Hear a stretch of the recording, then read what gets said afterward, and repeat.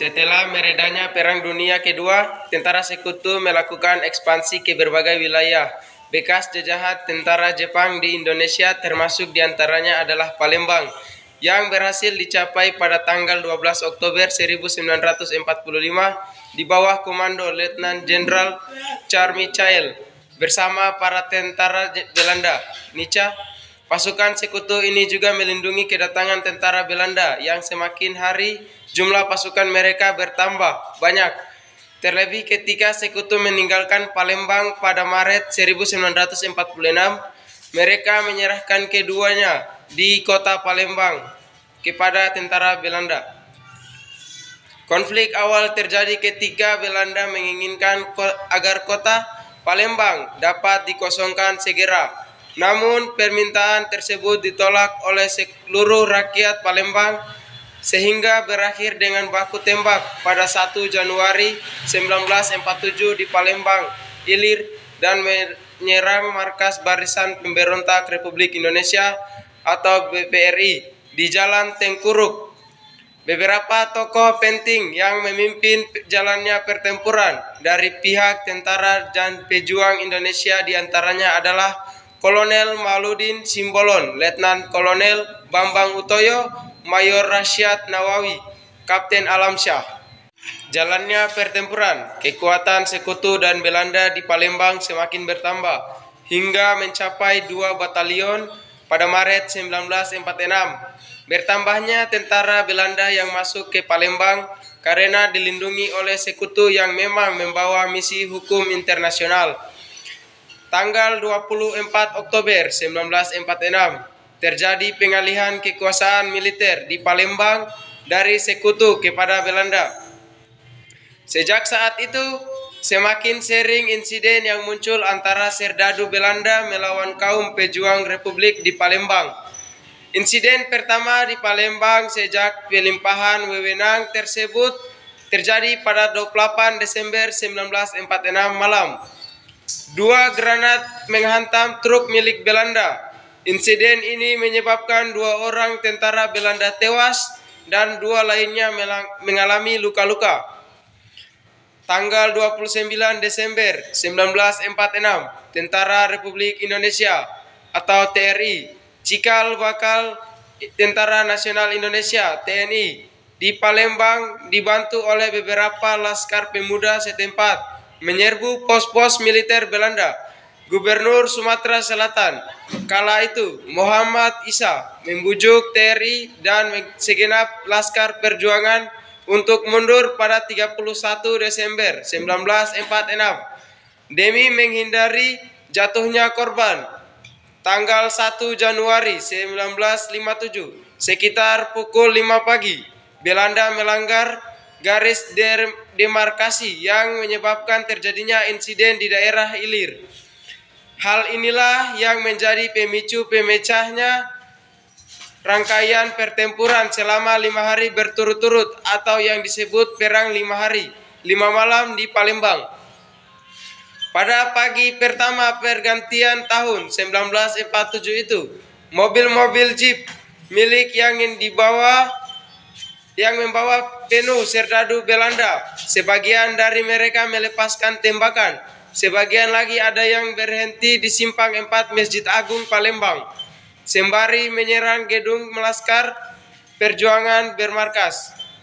Situasi ini membuat kaum pejuang dan militer Indonesia di Palembang memutuskan untuk bertindak. Disebutkan dalam buku Sejarah Perkembangan Pemerintahan di Daerah Sumatera Selatan 1996.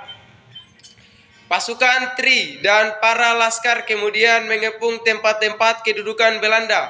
Pertempuran tanggal 1 Januari 1947 berhenti sementara pada pukul 15.00 waktu Indonesia Barat atau jam 3 sore setelah datang himbauan dari Panglima TRI Divisi 2 Kolonel Bambang Utoyo dan Gubernur Isa. Perang dihentikan setelah terjadinya kesepakatan gencatan senjata dari Indonesia dan Belanda. Namun, belum 1 jam persetujuan berjalan, Belanda justru mendatangkan 2 pesawat tempur udara. yaitu B-52 Mitchell, untuk mengawal kereta berlapis baja yang membawa amunisi. Tindakan yang dilakukan Belanda tersebut dianggap provokasi yang menyebabkan pertempuran kembali pecah. Pasukan Republik kemudian lebih gencar dalam melakukan serangan. Hari kedua dan ketiga, Belanda kembali menyerang pusat pertahanan Republik di area Masjid Agung Palembang. Serbuan tersebut bisa dihalau oleh pasukan Batalion Geni bersama beberapa laskar pejuang. Datang bala bantuan untuk Belanda, namun dapat disergap oleh kesatuan yang dipimpin oleh Letu Wahid Ludien. Pertempuran terus berlanjut di jantung kota Palembang yang mengakibatkan banyak kehancuran. Belanda yang tidak mau kalah kemudian mengerahkan kendaraan-kendaraan tempur berlapis baja, pesawat udara, bahkan kapal perang yang menyerang dari sungai Musi untuk membombardir kota Palembang. Pada hari keempat, datang bantuan dari Lampung untuk kaum pejuang di Palembang yang dipimpin oleh Mayor Nurdin Panji. Juga bantuan dari upaya mengatasi pertempuran. Berdasarkan perundingan dengan Badan Perjuangan, kemudian diputuskan untuk mencegah Belanda menguasai Palembang harus diadakan serangan langsung kepada pertahanan Belanda, antara lain Rumah Sabit Caritas, Gedung Borsumji 13 Ilir, Bumbaru, Handel Saken 28 Ilir, Talang Semut, Bagus Kuning, Praju, dan Benteng. Dampak perang 5 hari 5 malam bagi masyarakat Palembang tahun 1947 yaitu memiliki dampak positif dan negatif. Dampak positif adalah masyarakat Palembang pada waktu itu secara aktif mendukung perlawanan terhadap pasukan Belanda yang dianggap sebagai upaya penjajahan.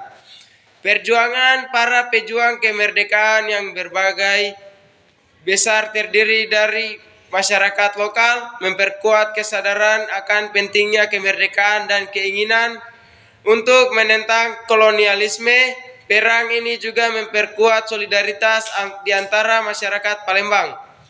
Mereka bersatu dalam melawan pasukan Belanda dan membela kemerdekaan mereka.